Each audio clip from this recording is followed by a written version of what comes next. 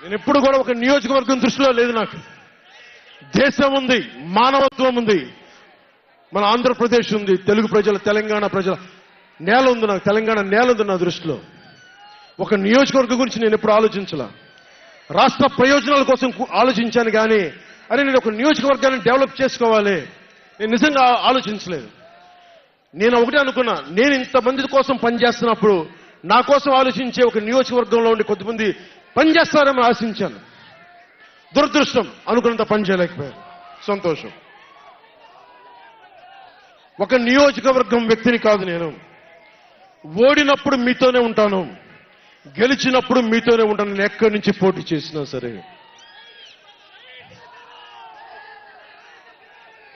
పవన్ కళ్యాణ్తో స్నేహం అంటే, పవన్ కళ్యాణ్తో స్నేహం అంటే చచ్చేదాకా.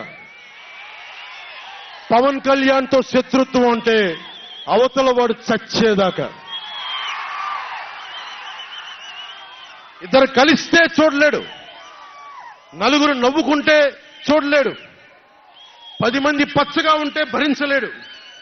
ఏమంటారు అలాంటి వాడిని? చెల్లిని గోడకు పెట్టి కొట్టేవాడిని ఏమంటారు? తల్లిని చెల్లిని దూరం పెట్టేవాడిని ఏమంటారు? ప్రజల్ని కష్టాలు పెట్టేవాడిని ఏమంటారు? ఓ దాస్తికుడు, ఒక సైకో అంటాం.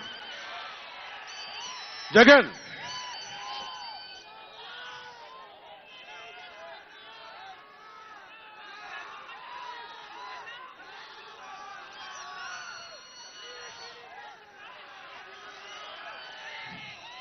జగన్కి చెప్పదలుచుకుంది ఒకటే, జగన్ బాధితులందరికీ ఒకటే చెప్తా ఉన్నాను.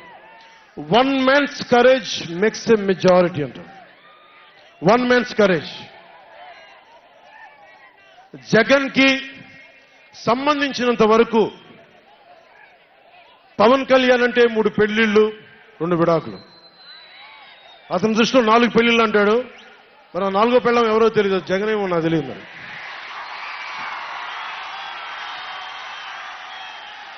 నాకు ఇదే విసుగొస్తుంది. జగన్ లేని 4వ పెళ్ళవుతే నువ్వేరా.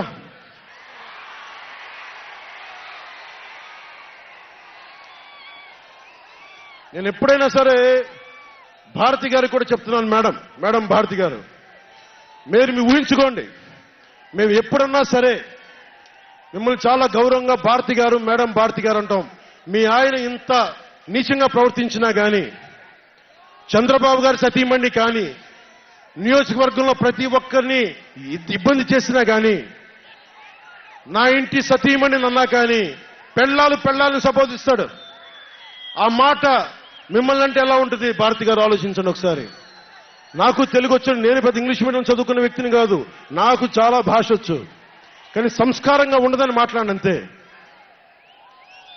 జగన్, నీకు సంబంధించినంత వరకు నేను 3 పెళ్లిళ్ళు 2 విడాకులు. పవన్ కళ్యాణ్ అంటే జగన్ చెప్తున్నా విను. పవన్ కళ్యాణ్ అంటే ఆంధ్రప్రదేశ్ ప్రజల భవిష్యత్తు. పవన్ కళ్యాణ్ అంటే ఈ దేశపు యువత కాలంలో. పవన్ కళ్యాణ్ అంటే కన్నీళ్లు తుడిచే చెయ్య.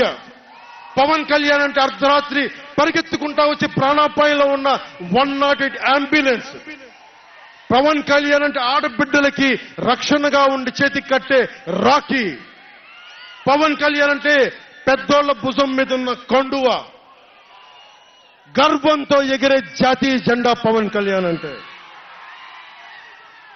పవన్ కళ్యాణ్ అంటే నిన్ను నట్టేటను ముంచే తుఫాన్. గుర్తుపెట్టుకో, నిన్ను అధాపాతాళానికి తొక్కే వామనుడి పాదం పవన్ కళ్యాణ్ అంటే. గుర్తుపెట్టుకో. ఇందాక చెప్పాను కదా, ఒక్కడి 1 man's courage makes a majority అని. ఒక అర్ధరాత్రి కికారణ్యంలో అడవులు, సింహాలు, పులులు, తోడేళ్లు, గుంటనక్కలు తిరిగే చోట ఒక్కడు వెలిగించిన కాగడ అడవిని జయిస్తుంది. ఒక్కడు వెలిగించే కాగడ అడవిని జయిస్తుంది. ఒక్కడి ధైర్యం, ఒక్కడి సాహసం, ఒక్కడి ప్రతిఘటన కొన్ని కోట్ల మందికి తిరగబడే ధైర్యాన్ని, బలాన్ని ఇస్తుంది.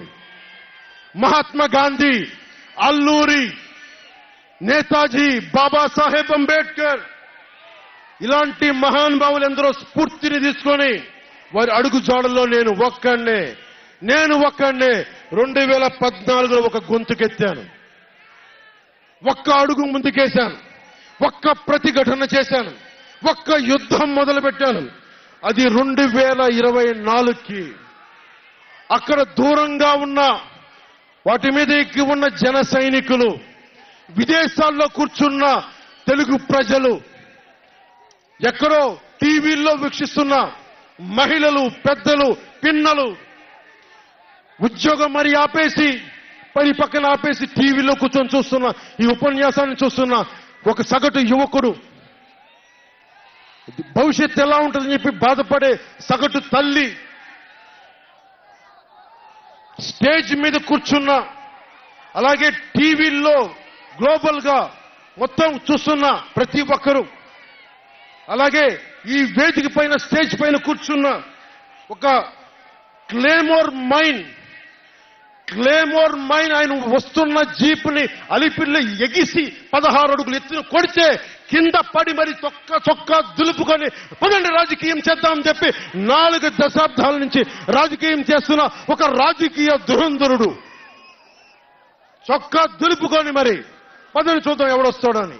అలాంటి రాజకీయ దురంధరుడు రండి రాజకీయాలు చేద్దాం అని అలాంటి వారితోటి నన్ను ఆయన్ని నమ్ముకున్న ప్రతిష్టాత్మకమైన తెలుగుదేశం పార్టీ, ఆయన వెనక నడుస్తున్న తెలుగు తమ్ముళ్ళు, ఆయన వెనక నడుస్తున్న తెలుగు తమ్ముళ్ళు, తెలుగు మహిళలు, నన్ను నమ్మి నిలిచిన నా జన సైనికులు, నన్ను నమ్మి నా వెంట ఉన్న వీర మహిళలు, నా వెన్నంటే ఉండే నా జనసేన నాయకులు, కత్తి చూసి కథన రంగంలో దూకడానికి సిద్ధంగా ఉండే మన యువత,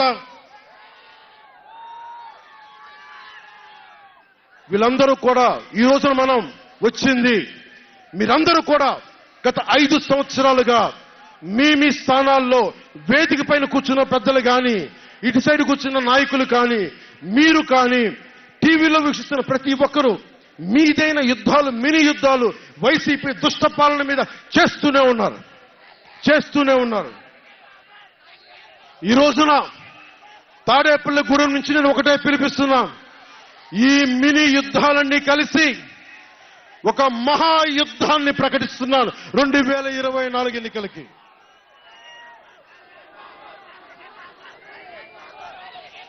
ఒక మహాయుద్ధానికి శంఖారావం పలుకుతున్నాను. ఇది నా దేవదత్తం. ఇది లక్షలు కోట్ల ప్రజల ఆశల కోసం ఈ మహాయుద్ధాన్ని ఆవాహన చేస్తున్నాను.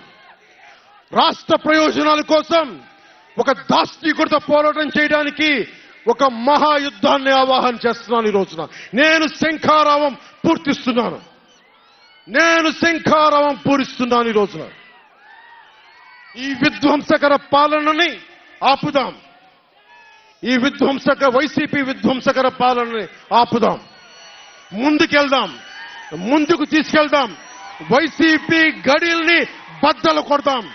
మీకు బంగారు భవిష్యత్తుని తెచ్చే బాధ్యత, శాంతి, సుస్థిరత ఇచ్చే బాధ్యత తెలుగుదేశం పార్టీ, జనసేన తీసుకుంటుంది.